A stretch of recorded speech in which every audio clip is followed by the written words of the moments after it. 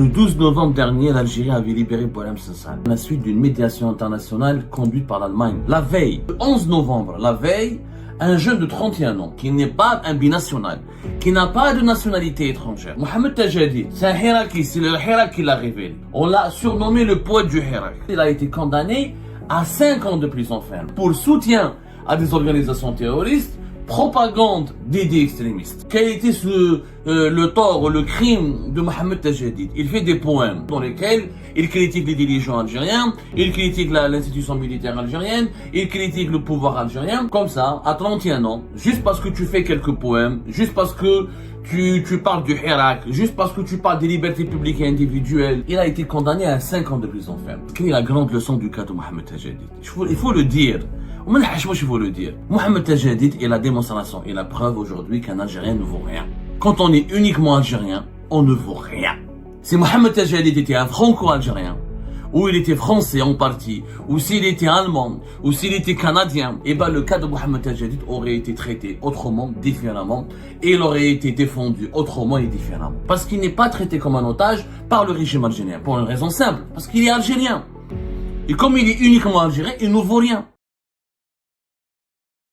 Le 12 novembre dernier, l'Algérie avait libéré Boualem Sansal, l'écrivain franco-algérien, à la suite d'une médiation internationale conduite par l'Allemagne, à la suite d'une médiation allemande et à la suite de l'intervention personnelle du président de la République fédérale d'Allemagne, Frank-Walter Steinmeier. La veille, le 12 novembre, l'Algérie fait un geste humanitaire, répond à une demande d'humanisme, à une demande de magnanime, à une demande pour faire preuve d'humanisme, de noblesse, de générosité, en accordant la grâce présidentielle à un écrivain connu dans le monde entier, ou qui est devenu connu dans le monde entier. Il était connu auprès de certains lectorats, mais grâce à ce qui lui est arrivé en Algérie, à sa détention arbitraire, à sa persécution judiciaire et politique dont il avait été victime en Algérie, il est devenu un écrivain connu auprès de l'opinion publique internationale. Abdelmajid Tebboune, le 12 novembre, a donc fait un geste d'humanisme. Et il avait fait preuve d'une certaine grande élégance morale en acceptant de gracier un écrivain très âgé, malade, et qui a été détenu arbitrairement. Bien sûr, Abdelmajid Tebboune n'a pas reconnu qu'il avait utilisé Boualem Sansal comme otage, qu'il avait utilisé, qu'il s'était acharné contre Boualem Sansal. Il n'a pas reconnu la qualité de victime à Boualem Sansal, mais indirectement, il a reconnu qu'il avait fait de lui un instrument ou un outil d'un règlement de compte diplomatique et géopolitique, puisque il a négocié directement avec une puissance étrangère qui est l'Allemagne pour le libérer. Ça, c'était le 12 novembre dernier. Le 12 novembre, c'était l'humanisme du régime algérien ou du régime Tebboune à l'égard de Boualem Sansal. Le 11 novembre, la veille, un jeune de 31 ans, qui n'est connu que par l'Algérie, qui n'est pas un binational, qui n'a pas de nationalité étrangère, qui n'a aucune nationalité étrangère, qui est algérien pure souche, et qui n'a que le passeport algérien, n'a que le passeport vert, il n'a que la carte d'identité algérienne, il est algérien à 100%. Mohamed Tajadid, la veille du 12 novembre, le jour de l'humanisme de Tebboune, le 11 novembre, Mohamed Tajadid, il a été condamné à 5 ans de prison ferme. 5 ans de prison ferme pour soutien à des organisations terroristes, propagande d'idées extrémistes. 5 ans. Il a 31 ans, Mohamed Tajadid. C'est un Hiraki, c'est le Hirak qui l'a révélé. On l'a surnommé le poète du Hirak. Quelle était l'activité subversive? Quel était le tort ou le crime de Mohamed Tajadid? Il fait des poèmes dans lesquels il critique les dirigeants algériens, il critique l'institution militaire algérienne, il critique le pouvoir algérien et soutient des organisations terroristes. Il était proche de certains opposants algériens classés à l'étranger qui sont exilés à l'étranger et qui sont considérés comme des terroristes parce qu'ils font partie du mouvement Rached ou ils font partie du mouvement du MAC, mais surtout apparemment, d'après ce que j'ai compris, d'après ce que je sais de son dossier, Mohamed Tajadid, on lui reproche d'avoir été en contact avec des éléments du membre du Coran du mouvement Rached ou des personnalités qui sont proches de ce mouvement. Donc on lui colle comme ça, à 31 ans, juste parce que tu fais quelques poèmes, juste parce que tu parles du Hirak, juste parce que tu parles des libertés publiques et individuelles, juste parce que tu parles tu revendiques une Algérie différente de l'Algérie d'aujourd'hui, de cette nouvelle Algérie de Tebboune, parce que tu revendiques une Algérie de liberté publique et individuelle, de droits civiques, une Algérie de démocratie, d'alternance au pouvoir, une Algérie différente en tout cas de ce que nous sommes, de cette Algérie qui nous accable et qui nous martyrise. Il a été condamné à 5 ans de prison ferme. J'ai lu hier avec beaucoup d'émotion et j'étais vraiment bouleversé par le témoignage de son avocate. Son avocate, Madame Fetta Sedet. Désolé si j'écorche son nom, pardonnez-moi c'est l'une des brillantes avocates, l'une des plus brillantes avocates algériennes qui a défendu tous les détenus d'opinion, Fetta Sedet. Voilà, qui continue, c'est l'une des rares, parce qu'il y a eu beaucoup d'avocats qui se sont mobilisés en 2019, et la crise politique de 2019, et même l'avant-crise politique, l'atmosphère politique et qui a caractérisé l'Algérie juste à la veille du déclenchement du Hirak et de 2019 à 2021, nous avons la corporation qui a été révélée au grand jour, et la corporation des avocats a marqué l'Algérie.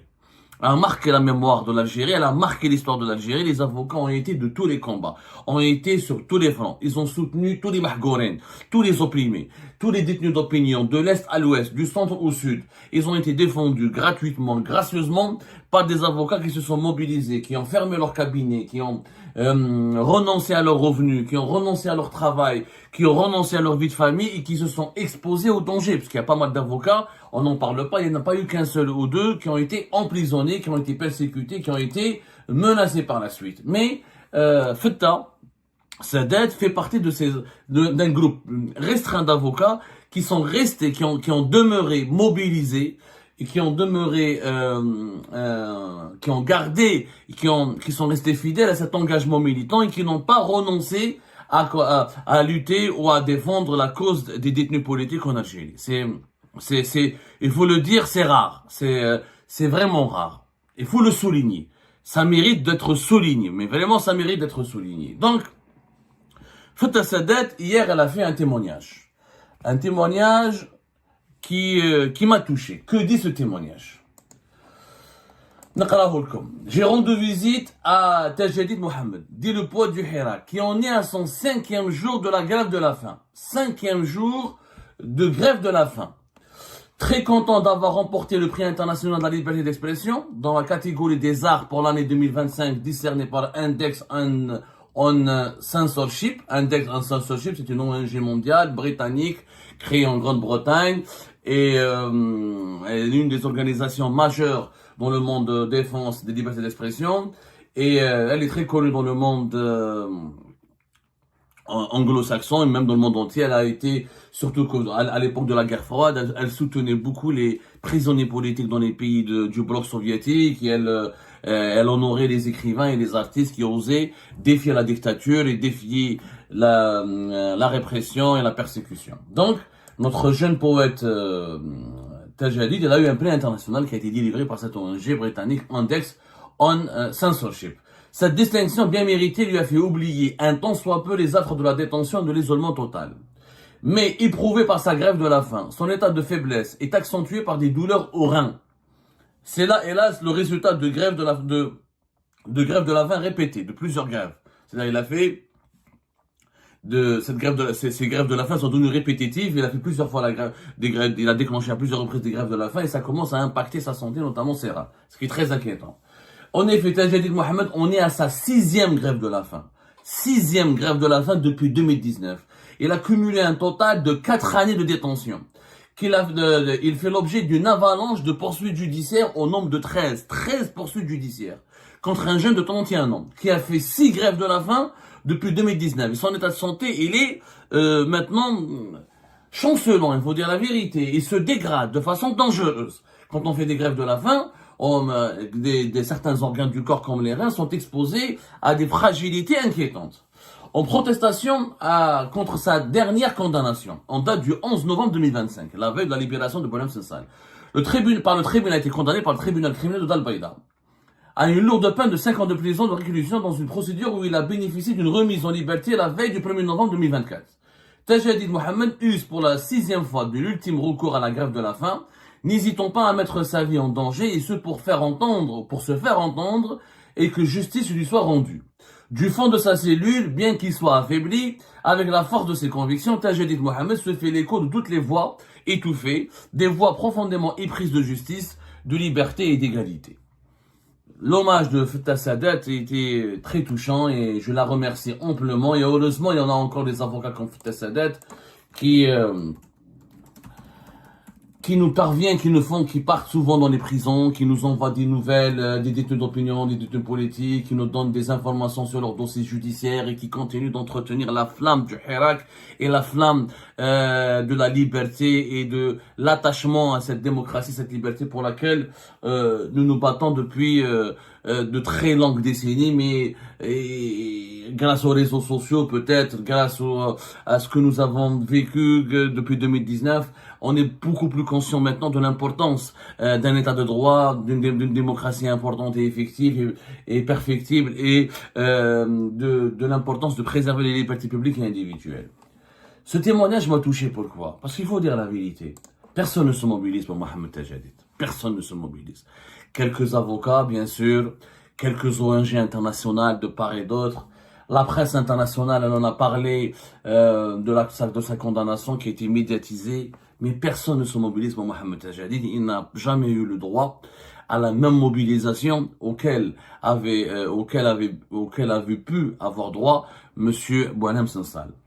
Mohamed Tajedid, 6 grèves de la faim, 13 poursuites judiciaires, dans la dernière condamnation à 5 ans de prison ferme. Il a fait déjà 4 ans, depuis 2019 jusqu'à aujourd'hui, il a déjà collectionné 4 années. Il a passé 4 ans en prison.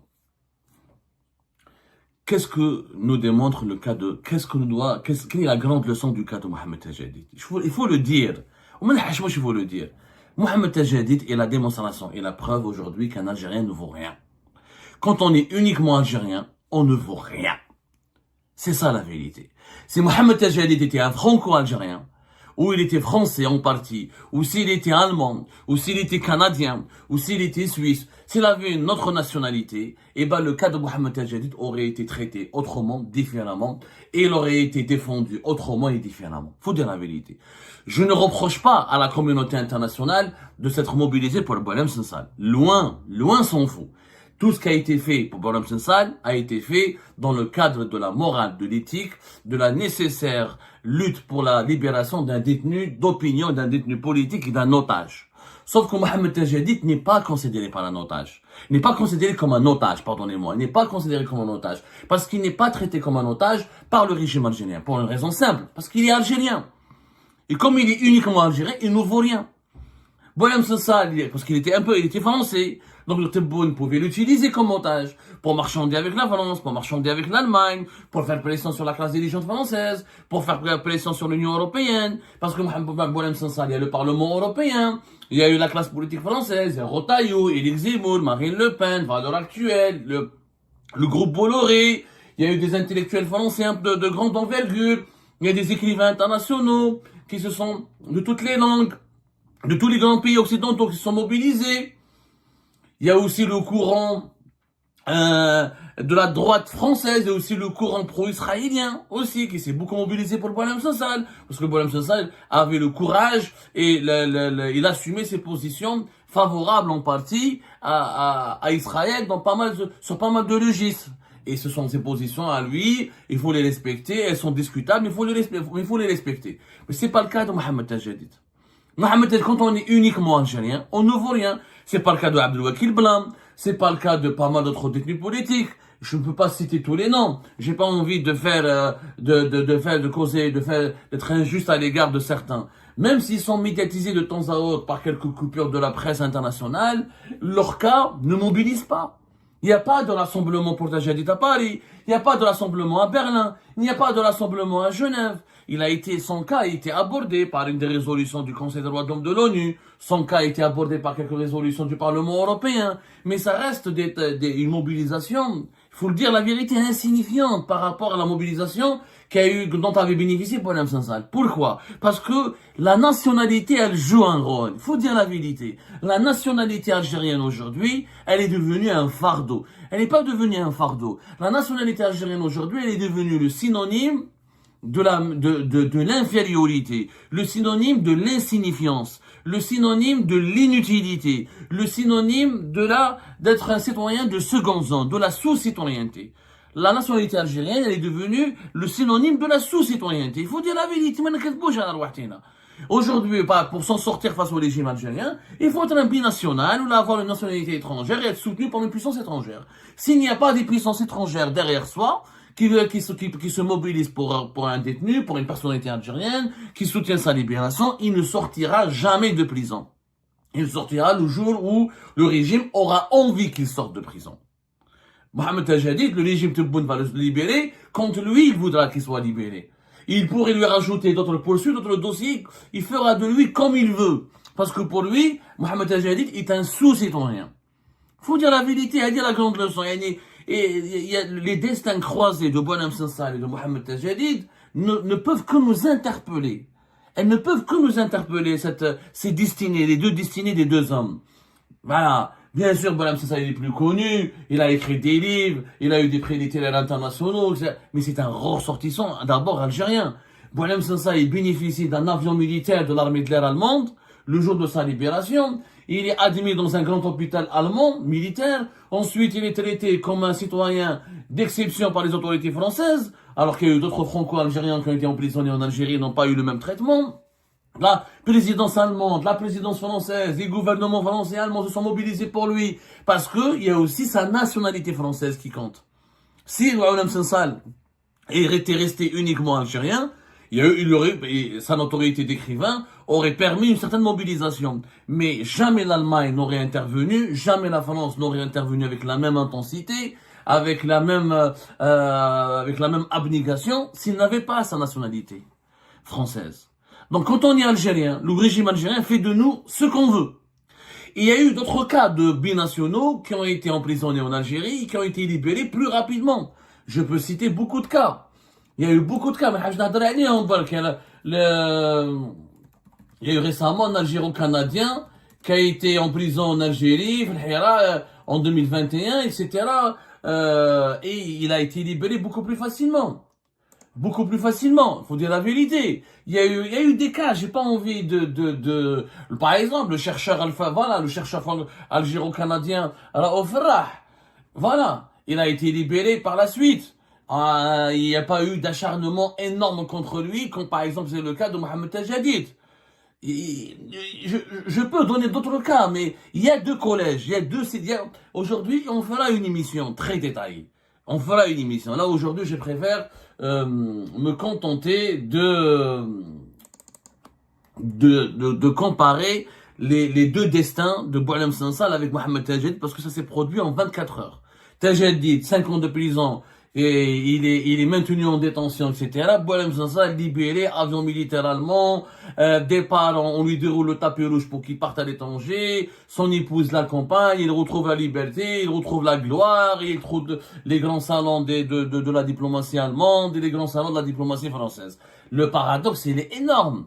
Mais force est de constater que nous allons voir dans une prochaine émission les autres figures qui ont été condamnés, les figures du Hirak ou les autres militants qui ont une deuxième nationalité, ils n'ont pas été aussi persécutés, ils n'ont pas subi autant d'acharnement que par rapport aux militants algériens qui n'ont pas une double nationalité. Pourquoi? Parce que quand on est binational, les Algéro-Canadiens, les Algéro-Français, les Algéro-Belges, Suisses, etc., les pays de leur deuxième nationalité se mobilisent pour eux et le régime algérien, il est sensible aux interventions étrangères. Le régime Bouteflika, tous les régimes algériens, depuis Boumediene jusqu'à aujourd'hui, étaient toujours sensibles. Le régime algérien, sous toutes ses formes et sous toutes ses éditions et en dépit de toutes ses colorations divergentes et diverses et différentes, ils sont sensibles aux interventions étrangères. Au contraire, ils aiment les interventions étrangères parce que ça donne au régime algérien une carte à jouer pour négocier, pour marchander, pour obtenir des contreparties. C'est la diplomatie des otages, il faut le dire la vérité. Le régime Tebboune l'a fait avec le Canada, avec plusieurs Algéro-Canadiens, on en parlera plus tard. Et il l'a fait avec la France et l'Allemagne pour Boualem Sansal. Il continuera à le faire à chaque fois qu'un binational tombe entre ses mains, il le fera. Si le Canada ou la France ou un autre pays européen le contacte, Il va marchander. Ok, je suis prêt à vous libérer, à réduire la peine, à améliorer ses conditions de détention, mais il nous faut ceci. Le régime algérien obtient toujours une contrepartie. Mais avec Mohamed Al-Jadid, ما كاينش une contrepartie. Mohamed Al-Jadid وليد باب الواد وليد الكارتي بوبولار وليد واش ما عندك ما يدير به le régime algérien parce qu'il ne vaut rien pour lui. Sincèrement, quand on est nous les Algériens uniques et lambda, les simples et uniques Algériens, on ne vaut rien aux yeux du régime algérien. Ils nous écrasent, ils nous persécutent, ils sont prêts à nous condamner à mort, à nous emprisonner à vie, sans aucune gêne, parce que pour eux, ils savent très bien qu'il n'y a aucune puissance étrangère qui va chercher après nous. Il n'y a aucune puissance, on n'a pas une deuxième nationalité. La France, là, il y a des ONG, quelques titres de la presse internationale qui vont dénoncer, qui vont rapporter, qui vont faire une chronique sur notre cas, mais pas plus, pas plus. Il n'y aura jamais la même mobilisation qu'on a vu avec Boualem Sansal ou qu'on a vu le Canada par exemple pour Raouf Farah ou là pour d'autres cas par exemple il y a eu vraiment une mobilisation plus discrète, beaucoup moins médiatisée, mais les ambassades du Canada ou les services de l'ambassade du Canada à Alger se sont mobilisés. L'ambassade de France, pour d'autres cas franco-algériens, se sont mobilisés plus discrètement. Bon, Boualem c'est ça, parce qu'il était une personnalité très proche et très amie avec de grandes personnalités politiques françaises. C'est pour ça qu'il y a eu autant de médiatisation. Mais il y a eu une intervention de puissance étrangère. Mais nous, aucune puissance étrangère ne va vouloir de nous parce qu'on est uniquement algérien. Et c'est ça le malheur. C'est que la nationalité algérienne, elle ne vaut plus rien parce que les autorités de notre pays la considèrent pratiquement comme un signe d'infériorité, d'insignifiance encore une fois, de faiblesse et comme une sous-citoyenneté. Et ben c'est la fin de cette vidéo les amis, je vous remercie comme d'habitude pour avoir suivi jusqu'à la fin. N'oubliez pas de nous laisser vos commentaires et vos réactions sur la vidéo et de vous abonner à la chaîne si vous n'êtes pas encore abonné. Et merci aussi pour vos commentaires et vos discussions très animées dans la section des commentaires. Donc, vous n'oubliez jamais de décortiquer bien un sujet sur tous les points qui ont été abordés dans la vidéo et ça fait vraiment plaisir quand moi-même je ne fais pas de commentaires, je m'appuie sur vous pour que vous puissiez bien expliquer les choses et en faire des discussions civilisées et dans tout le respect possible. Donc voilà, merci beaucoup et à la prochaine dans une nouvelle vidéo. Au revoir.